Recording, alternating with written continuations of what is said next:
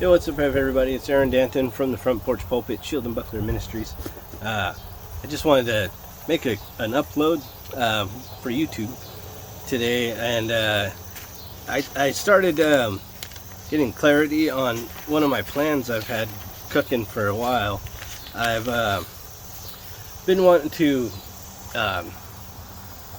start a donations center of sorts.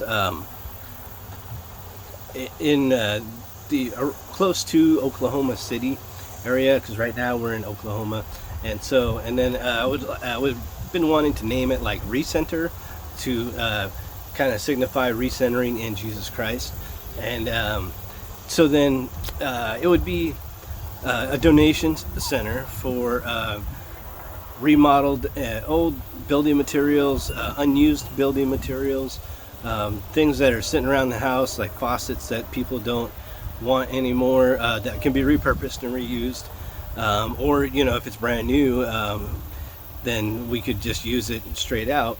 And then I would like to put it on a large piece of property and build a church on the piece of property as well, with a like a homeless shelter area in the church itself, and kitchen, to help feed people, families, homeless folks, and then the repurpose center, out of that, with building materials and donations, money donations to the church, tithes, whatever, and donations to the recenter, we would use in conjunction to, and then we would also use in conjunction to build tiny homes on the back portion of the lot, to build like a small neighborhood. We would put in the infrastructure of water, sewage, and electricity, and then parcel out lots to build tiny homes for the homeless folks. But the homeless folks themselves would have to take the initiative. They would have to head up the project and learn how to be a general contractor as a skill share type thing. And then we would, if they took interest in it, then we would help them get their contractor's license, and or the trades, get them into the trades: drywalling, roofing, framing, finish work, flooring, cabinetry, those kinds of things. And then also in the recenter area would be a vehicle donations place where people could donate vehicles, and then and parts and pieces to vehicles that are usable. And we would do a refurbishing and restoring, rebuilding of cars area as well, where people could learn a skill trade as a mechanic or as a shop owner, and get their own vehicle up and running from a donated vehicle, or from a vehicle that we buy at auction. If we have money to buy cars at auction to rebuild, then we would do that as well. And then in the food portion of it, we would take food donations in, obviously, because food always helps, to help feed everybody. And then also to, if it's old, vegetables or whatever, we would do organic gardening, composting, learn to compost, build soil, and grow organic garden vegetables in a part of it as well, in between basically the areas. And then they could also supply, as part of that, another part of that would be the a food cart building area, where again we would teach the skills of restaurant preparation, and owning a business and running a business. And people would basically learn the skills of a chef or cook, and build themselves, or could even just build themselves a food cart and run a food cart business.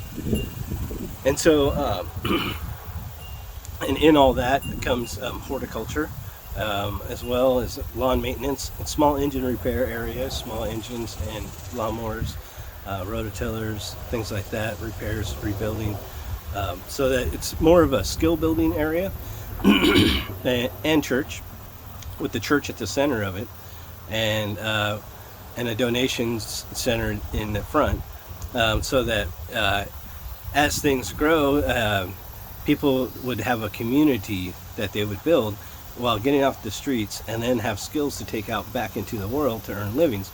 And then their tiny homes that they build would be theirs. They would be able to, they've built equity in it, and tiny homes are built as mobile, so then they're temporary shelters, but we would have it set up kind of like an RV area, but semi-permanent, so that if they decided to stay in the area, it would be by choice, and it would be a clean environment, God-based, centered around Jesus Christ, church environment, where people are getting back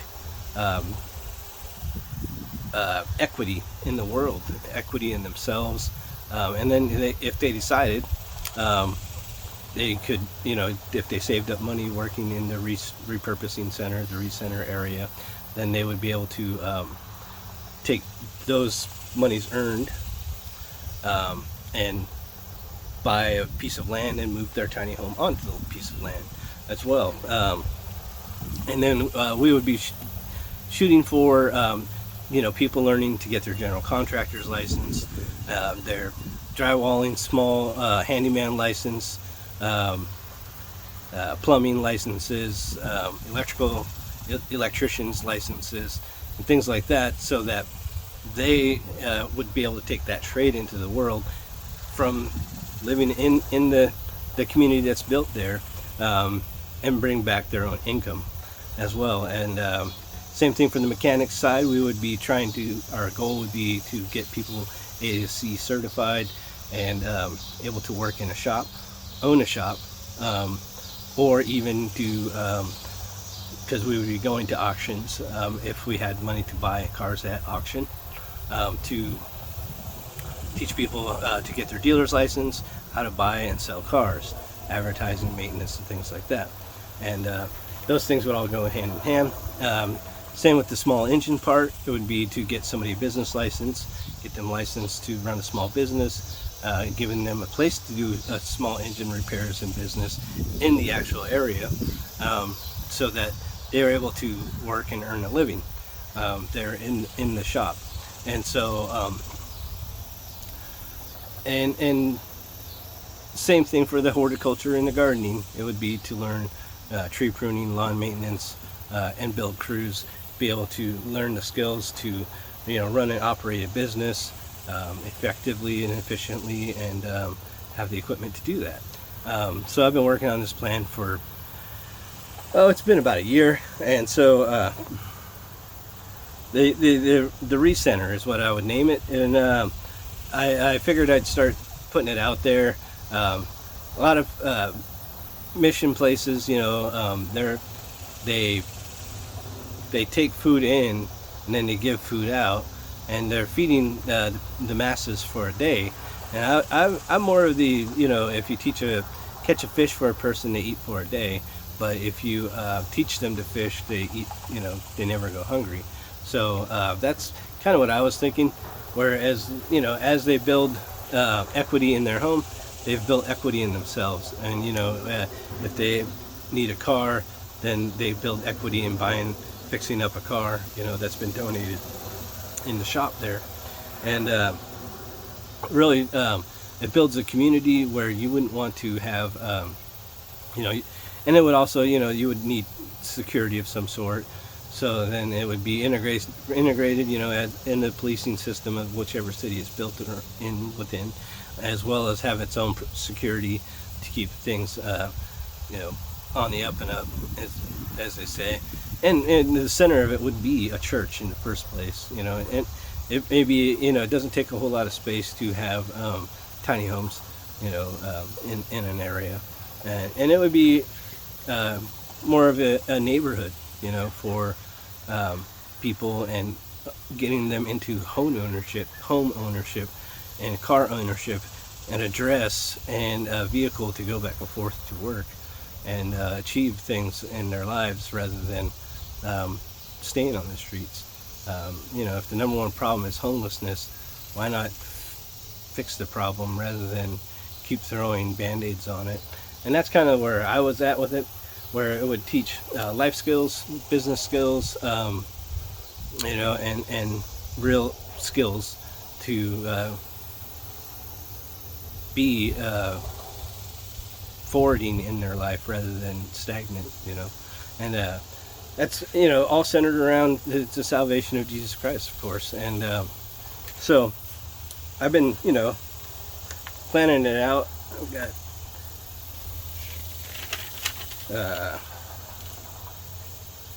the small restaurant, food carts,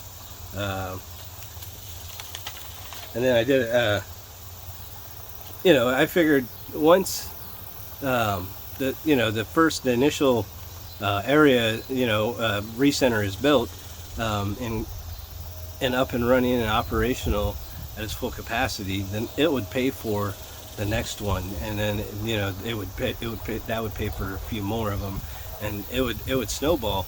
And if every major metropolitan area in the United States that had homeless problems had one of these, the homeless problems would be solved. Because even if they decided that they wanted to move on, or if they if they wanted to move on, they could sell, as long as if they maintain the neighborhood, they will get a good price for their home. If they let their neighborhood go, then they won't get a good price for their home and it becomes worthless. And so it would behoove them to keep the area neat and tidy and cleaned up. And so that's part of it, and so that they could sell their tiny home, and then it could actually be moved off at any time. They could sell it, and then it gets moved off and they could start all over again. And then that would be fine with me, because that would just mean that they've started a business and that they are standing on their 2 feet and they're doing something productive for society and for themselves. And so the layout, I figured, with the recenter in the front there, let's see, and a church in the center, across layout, tiny homes around. It's a large piece of property. I don't know, 10 acres, 12 acres would be good, I figured. Recenter in the front, parking on either side, nice lawn area in front of the church, and probably a play structure area for kids, stuff like that. Food cart and food court area in the back there, and then the mechanic shop, food receiving would be in the recenter. And then we would also do the if we weren't able to reuse something for a tiny home, we would put it on a shelf to be sold, to generate more funds. And as people donate these things, they donate food, it's a tax write-off. You donate